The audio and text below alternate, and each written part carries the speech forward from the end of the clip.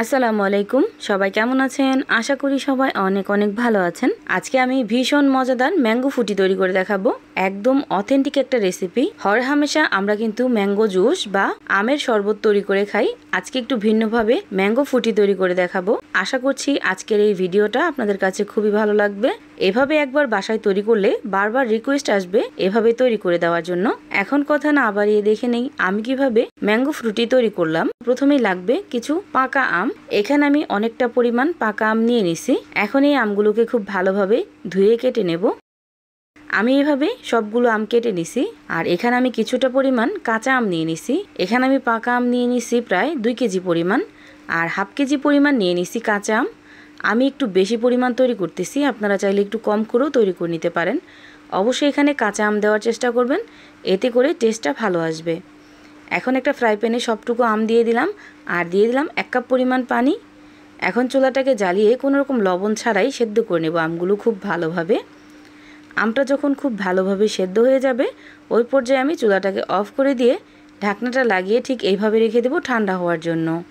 ঠান্ডা হতে হতে কিন্তু আমগুলো খুব ভালোভাবে একদম সফট হয়ে যাবে। আর এই তো দেখতেই পাচ্ছেন আমগুলো একদম পারফেক্টলি ঠান্ডা হয়ে গেছে। এখন আমি এই সবটুকু আম ব্লেন্ডার জগে নিয়ে নিব। যেহেতু বেশি পরিমাণ আম এজন্য আমি 2 বারে ব্লেন্ড করে নেব।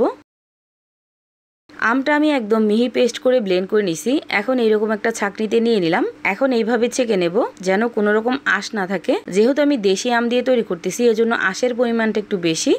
আপনারা যদি বাজারের কেনা আম নেন ওই ক্ষেত্রে এখানে আঁশ কিন্তু খুবই কম হবে। এভাবে আমি সবটুকু আমের পিউরি ঠিক একইভাবে ছেঁকে নেব।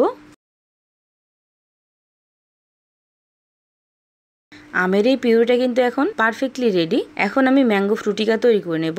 এজন্য 10 টাকা দামের 2 প্যাকেট দিয়ে দিলাম আমের ট্যাং।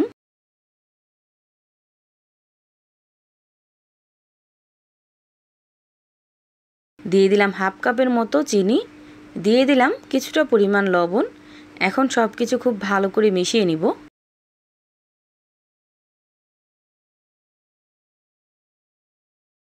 চিনিটা যখন খুব ভালোভাবে গলে যাবে ওই পর্যায়ে এসে এখানে আমি দিয়ে দিব হাফ কেজি পরিমাণ পানি। আর এই পানিটা ঘরে থাকা নর্মাল পানি। এখন সব কিছু আবার খুব ভালোভাবে একটু মিশিয়ে নিব।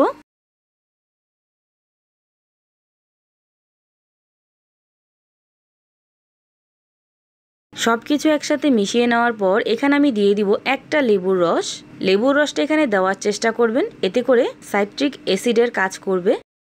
যেহেতু এখানে লেবুর রস দিলাম এজন্য আরও কিছুটা পরিমাণ লবণ এখানে ব্যবহার করলাম, আর আরও হাফ কাপ পরিমাণ পানিও ব্যবহার করলাম। এখন সব কিছু আবার খুব ভালোভাবে একটু মিশিয়ে নিব।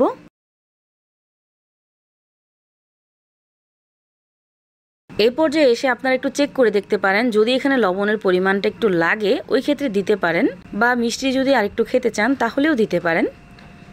আর এই তো দেখতেই পাচ্ছেন ম্যাঙ্গো ফুটিকা কিন্তু একদম পারফেক্টলি রেডি হয়ে গেছে। এভাবে একবার হলেও বাসায় ট্রাই করে দেখবেন, ইনশাল্লাহ আপনাদের কাছেও খুবই ভালো লাগবে। আর এই ম্যাঙ্গো ফুটিকাটা আপনারা যেভাবেই তৈরি করেন না কেন এখানে অবশ্যই ম্যাঙ্গো ট্যাং দেওয়ার চেষ্টা করবেন। এটা দিলে খুব সুন্দর একটা ফ্লেভার আসে আর খেতেও ভালো লাগে। একদম বাজারের কেনা ফুটিকার মতোই টেস্ট আসে। আর এই তো তৈরি হয়ে গেল ম্যাঙ্গো ফুটিকা। বাসায় খুব সহজে আপনারা এইরকম ম্যাঙ্গো ফুটিকা তৈরি করে নিতে পারবেন। এখন আমি উপর দিয়ে বরফ কুচি দিয়ে দিলাম। ভিডিওটা আপনাদের কাছে কেমন লাগছে অবশ্যই কমেন্ট করে জানাবেন।